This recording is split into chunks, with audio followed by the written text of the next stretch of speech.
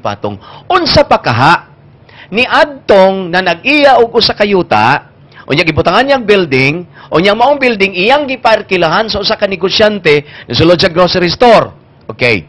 Diha karon sa grocery store, pagpataas sa value sa kini taxes niya ubuhi sa iyang yuta o sa iya po tong patasaan ang arkila siyang building.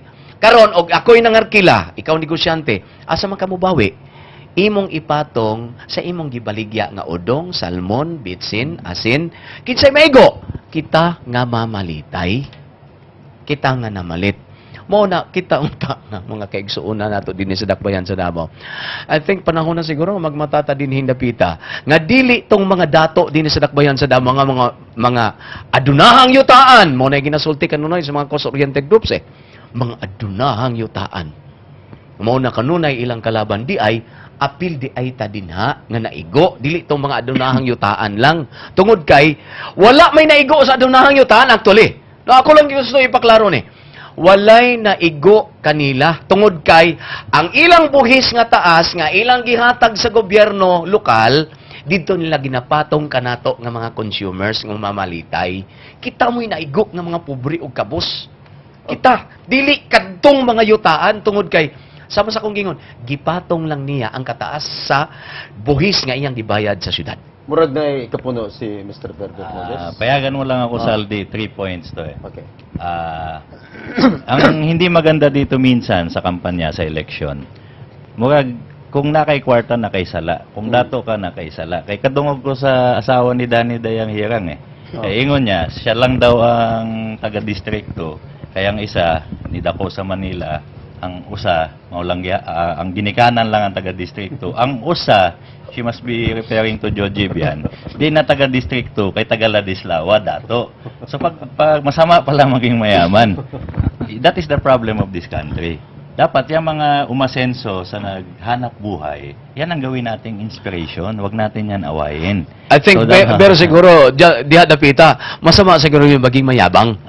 Hindi yung maging mayaman. Yun ang masama. Pero ang tinuturo kasi nung ibang politiko ngayon sa mga pag mayaman, awayin mo, masamang tao yan. Hindi ho yun totoo. Kaya hindi tayo makakuha ng inspiration sa mga taong umaasenso. Number 2 point.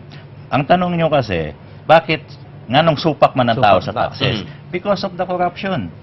Imagine, bayad ng taxes, unya makita nato overprice ang garbage bin, ang special education fund gamit sa party, ang mga assets sa syudad, ang mga sakyanan, ang mga building, ang mga computer, nagkandawala. Dili ordinaryo na amount. 2.9 billion. So parang ikaw, bakit ako magbayad ng taxes? It is not correct na hindi nagbabayad ng taxes ang pobre. You know, maski bumili ka ng sigarilyo, half of that goes to taxes. Ibig sabihin, punta yan sa national government, sabihin ng city government, national, hindi yan totoo. Kaya pagdating yan sa national, 40% of national taxes, sinusoli yan sa local government. Yan yung tinatawag na IRA.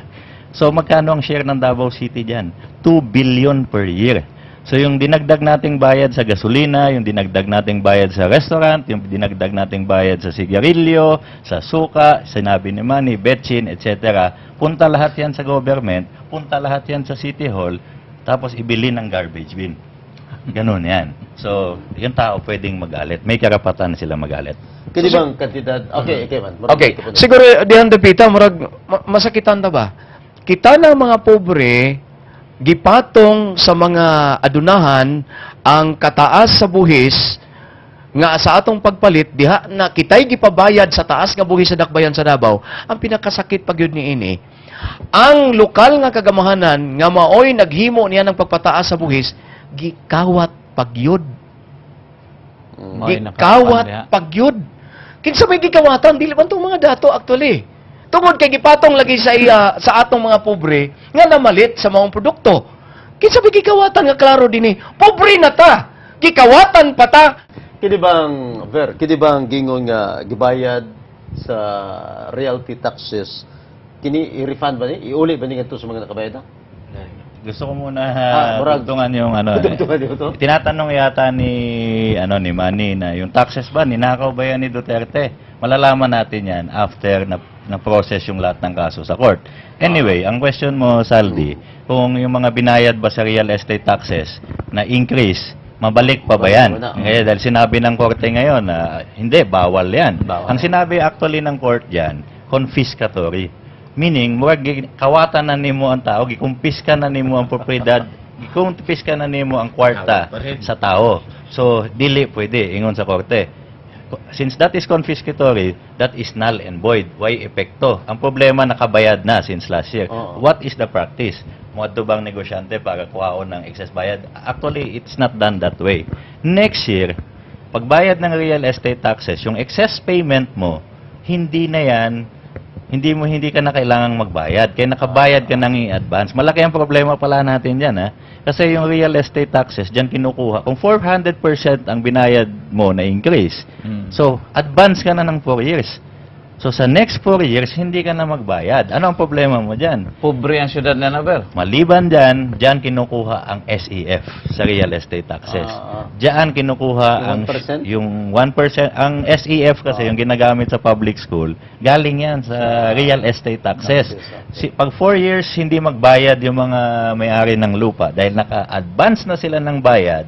Ang sinasabi pa nga ng Team Nograles, yung advance na bayad, ayan na, ginagamit na sa eleksyon. So, problemang malaki yan. Tapos, hindi pa, pag halimbawa, na si Nograles ang manalo ngayong Lunes, pag upo niya, hindi na magbabayad yung ng real estate taxes. Na-advance naman ng 4 years. So, yan ang mga, but with the kind of experience that the Speaker has as head of Congress, I know he knows the solution how to deal with that problem. Murag man, okay. Pero sa di pa ni Ana, ang akong pangutana din kami mga consumers, kami mga pobre, nga mao'y gikawatan, kay kami may nangalsa sa tanan, asa man mi mobawi? Siguro diha na lang mi mobawi sa ginapanghatag nila karon sa hugpong nga 5 kilos nga bugas o 1,000 sa matag butante. Alam mo, Ralph, yun ang problema kasi hindi sinagot ng Duterte administration yung issues about corruption. Tuloy-tuloy nasasabihan sila ni Manny ng ganyan. Dapat yan, kasi i-allege na yan sa court, nag-file ng ombudsman. Until today, as we talk, hindi pa yan sinasagot Ano ba ibig sabihin ng katahimikan na yan? Inaamin nyo na ba na yung mga perang nawawala, ninakaw talaga yan sa kaban ng bayan? So that is the point. If you do not want this kind of commentary, dapat sinagot nyo kung saan napunta talaga yung pera. But they wanted to run this election campaign without answering the issues. They have taken a very big risk. Ver, hapit na ang adlaw sa piniliay. Unsa sa tan-aw nimo ang epekto sa katawhan sa nahitabong pagbakwi sa korte, no? Sa maong ordinansa nga nagpasaka sa almost 4,000% increase in real estate tax. Unsa bay tan-aw nimo may tabo sa karong maabot nga election isip epekto nini? At the risk of being accused as biased in favor of Nograles. But this is the truth. Kasi ayaw ng tao ang taxes. So, ang kinakatakot ngayon dyan ng mga negosyante at saka yung ibang nakakaintindi o apektado ng pag-increase ng real estate tax, pag nanalo yung present administration, magpa-file yan ng appeal. Ipipilit nila yan. And they can even adjust whatever is the technicality involved para maipilit nila yung additional taxes. So kung ayaw nilang ma-appeal yan, ayaw nilang mabalik yung ruling na yan na taasan ang taxes, iboboto syempre nila yung kalaban. And what is advantageous on the part of the Team Nograles in this real estate controversy, sila ang petitioner. Sila ang kumontra. So, ibig sabihin, it now takes the form of a campaign platform na pag kami, ayaw namin yang increase ng real estate taxes.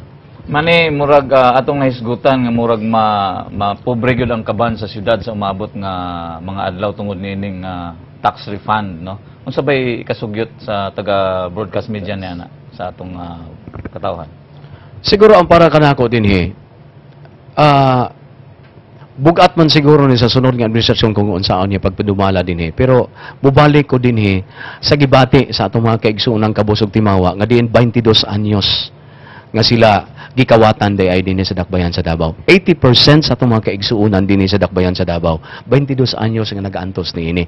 I think antuson po ni sa sunod nga administrasyon kung saon niya pagpauli sa kanabitong nasamad na nga kasing-kasing o balatian sa atong mga kaigsuonang mga kabus nga unta karong mga panahona, unta karong mga panahona kanabitong mali sila na say mo tan-aw, sila na say malingian, sila na say matagaan og pagtagad niining musunod nga administrasyon o galing man kung mudaog manggaling ning nagapangandoy o kausaban. Okay, Raf.